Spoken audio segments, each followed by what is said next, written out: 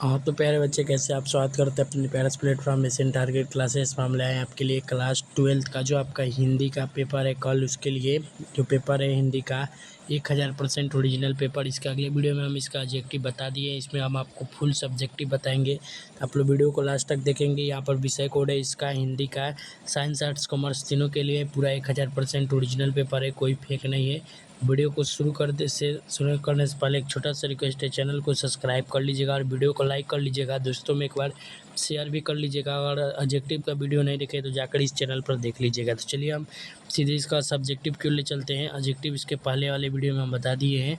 और यहाँ पर आपका सब्जेक्टिव है खंड ब में। देखेंगे खंड ब में लघु उत्तरीय प्रश्न में से 1 से 20 धन्य 10 प्रश्न का उत्तर देना है। कि यहाँ पर देखेंगे 1 से 2 अंक निर्धारित है। तो पहला नंबर है कि कवि जायसी के अपने आँख के तुलना दर्पण से क्यों की है। दूसरा है कवि सूरदास के अनुसार गाय किससे दौड़ पड़ी। और तीसरा है कवि तुलसीदास श्री रामचरितमानस का रचना कब प्रारंभ किए थे। चौथा है कवि तुलसीदास के विवाह की साथ हुआ और वह किनकी पुत्री थी। पाँचवा है कवि सूरदास के निवास स्थान कहाँ है। अगला 6वां नंबर प्रश्न है कि कवि जैसी के अनुसार रक्त और लाई का अर्थ क्या है। अगला है यहाँ पर 7वां नंबर प्रश्न है कि कवि तुलसीदास अपने द्वितीय पद में प्रभु श्री राम के किन किन नामों से संबोधित किए हैं। 8वां है कवि जैसी किन्हीं 2 रचनाओं का नाम लिखें। अगला देखेंगे 9 है कि बालकृष्ण भट्ट का रचना कब और कहाँ हुई थी। 10 है उसने कहा था शीर्षक पाठ में अमृतसर बाजार में पहली बार लड़का और लड़की की मुलाकात उस समय उनकी अवस्था क्या थी। अगला देखेंगे जयप्रकाश नारायण कृष्ण पाठक में क्यों शामिल नहीं हुए थे। अगला 12 है कि रामधारी सिंह दिनकर के माता पिता का क्या नाम था। 13 है जयप्रकाश नारायण कब और किस में अमेरिका के बारे में सुने थे। और 14 नंबर प्रश्न दिया गया है कि जयप्रकाश नारायण किन पार्टियों के गठन में महत्वपूर्ण भूमिका निभाए। 15 है उसने कहा था शीर्षक कहानी में किन भागों में बटी हुई कितनी युद्ध का वर्णन करे। और 16 नंबर प्रश्न है कि उसने कहा था शीर्षक कहानी में लाना के गाँव आए तुर्की मलवी क्या कहते हैं। राम रमौली का क्या अर्थ है, इसका एक वाक्य में प्रयोग करें।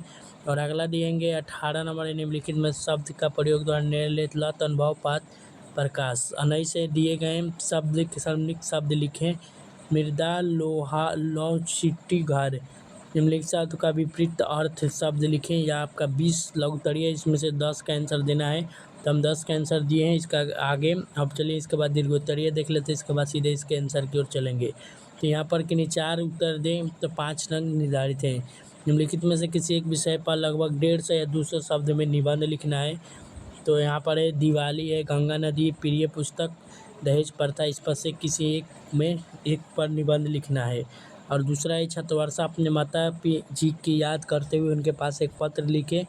और 23 नंबर प्रश्न है कि कच्छक खात कुछ धरिन गिरावट छवि निरखट नृत्य रानी संपर्क से व्याख्या करें। और अगला है 24 नंबर व्यक्ति से नहीं हम तो नीतियों से झगड़ा है या कार्य के झगड़ा का आशय स्पष्ट करें। और अगला है जयप्रकाश नारायण अमेरिका में क्या क्या करते थे और क्यों।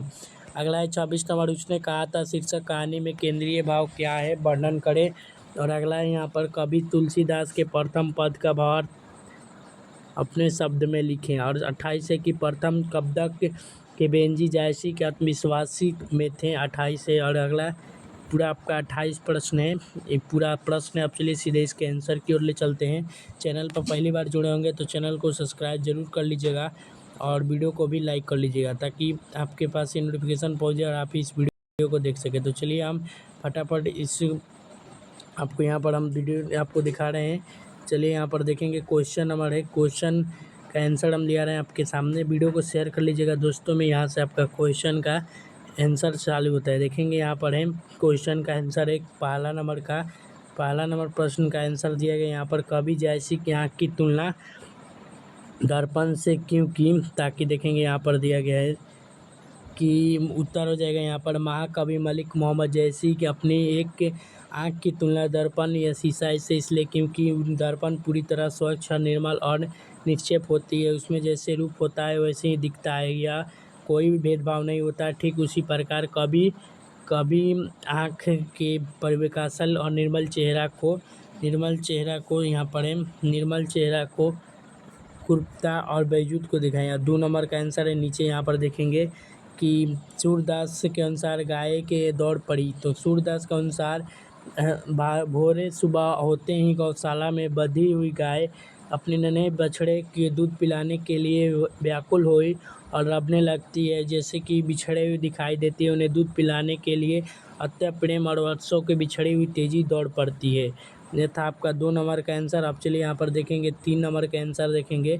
तीसरा नंबर प्रश्न का आंसर है यहाँ पर श्री रामचरितमानस का रचना का प्रारंभ किया। तो उत्तर है महाकवि तुलसीदास जी ने महाकाव्य में श्री रामचरितमानस की रचना को विक्रम संवत 1631 से सन 1574 ईस्वी में चैत्र शुक्ल नवमी रामनवमी के दिन अयोध्या में प्रारंभ की थी। यह होगा आपका 3 नंबर का आंसर। यहाँ पर 4 नंबर है कि कवि तुलसीदास के विवाह और रत्नावली क्या थी। तो कवि तुलसीदास के विवाह रत्नावली के साथ हुआ और रत्नावली दिव्यबदन पाठक की पुत्री थी। 4 नंबर का आंसर है। अगला है 5 नंबर निवास स्थान गोड़ीघाट और परसोली हो जाएगा, यहाँ पर उत्तर हो जाएगा न्यू परसोली उत्तर है। अगला है 6 नंबर रक्त और लय के अर्थ क्या होती है। तो देखेंगे यहाँ पर 6 नंबर प्रश्न का उत्तर है कि रक्त और लय का अर्थ होता है कि जायसी के अनुसार रक्त और लय का अर्थ होता है कि अपने खून की गोद जैसे तरफ या उन्हें अपने इस काबे के अर्थ पदौती के स्याही के बल्कि उसे अत्रम के रूप में गोदा। अगला है यहाँ पर 7 नंबर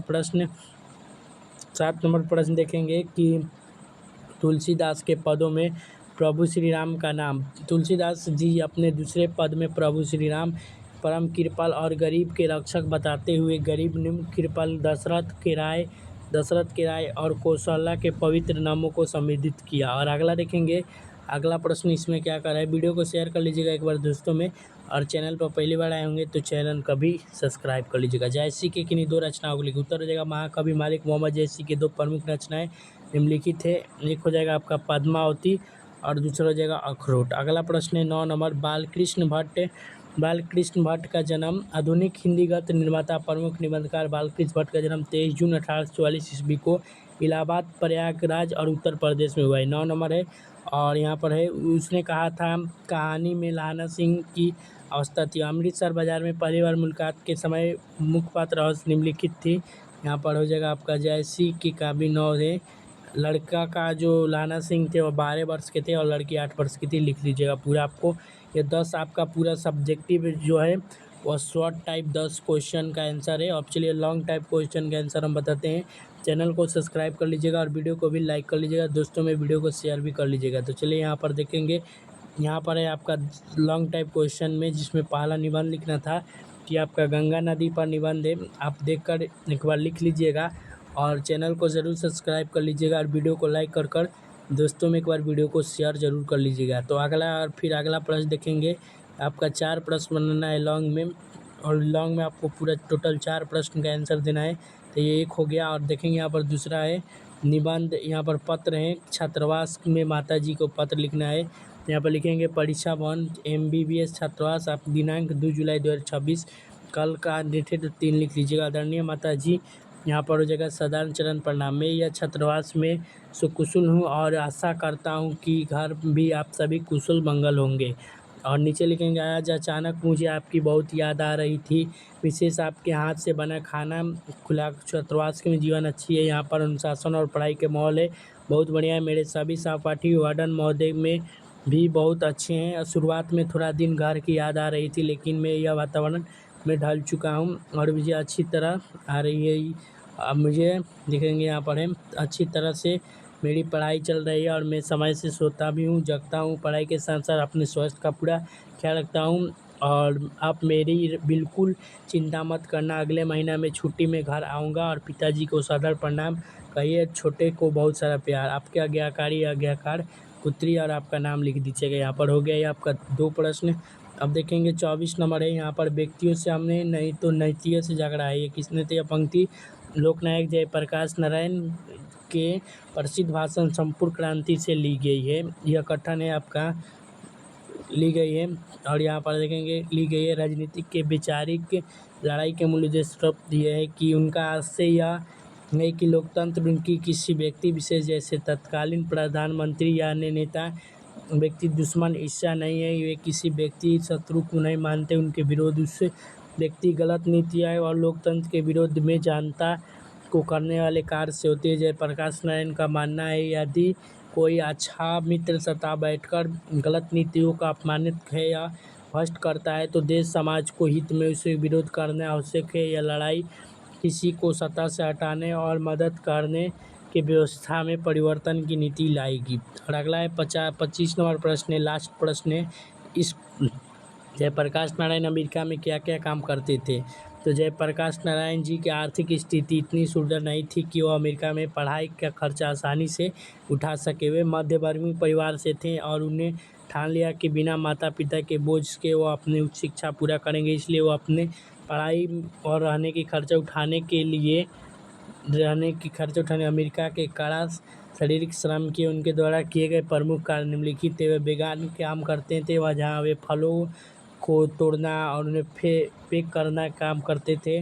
उन्हें कारखानों में लोहा कारखाने में मजदूरी की और वो होटल के रेस्टोरेंट या बर्तन धोने और वेटर के साफ सफाई भी काम करते थे। छुट्टियों के दिन रात भर वो फैक्ट्रियों में काम करते थे ताकि पढ़ाई के लिए पैसा जुटे। यह है आपका पूरा आंसर, लॉन्ग और शॉर्ट दोनों का। वीडियो अच्छा लगा हो तो वीडियो को लाइक कर लीजिएगा। और पूरा यह सब्जेक्टिव हो गया। अगले वीडियो में ऑब्जेक्टिव भी बता दिए हैं, दोनों देख लीजिएगा। इंग्लिश का भी सब्जेक्टिव आएगा कुछ देर में, तो वीडियो को लाइक कर लीजिएगा। और चैनल पर पहली बार जुड़े होंगे तो चैनल को भी सब्सक्राइब कर लीजिएगा। मिलते हैं इसके अगले वीडियो में, तब तक।